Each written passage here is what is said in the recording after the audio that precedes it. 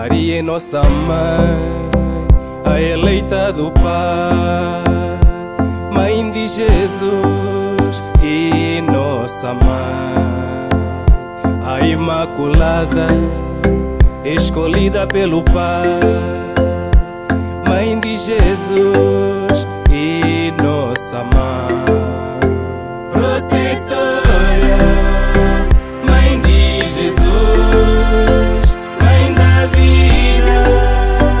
e nossa mãe, protetora, Mãe de Jesus, Mãe da vida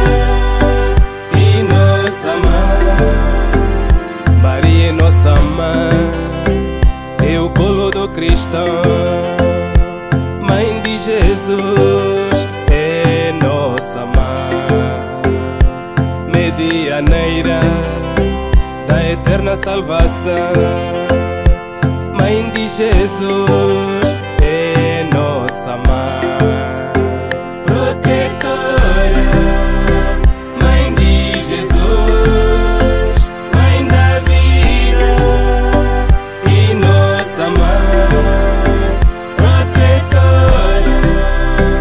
Mãe de Jesus, Mãe da vida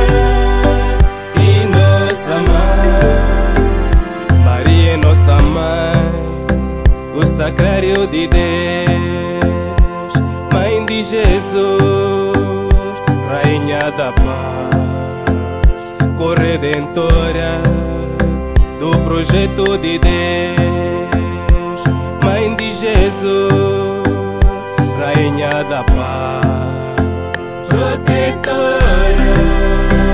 Mãe de Jesus, Mãe da vida e nossa mãe, protetora,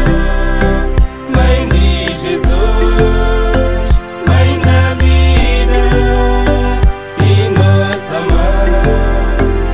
Maria é nossa mãe, escolhida do Pai, Mãe de Jesus e porta do céu, consoladora dos filhos do Pai,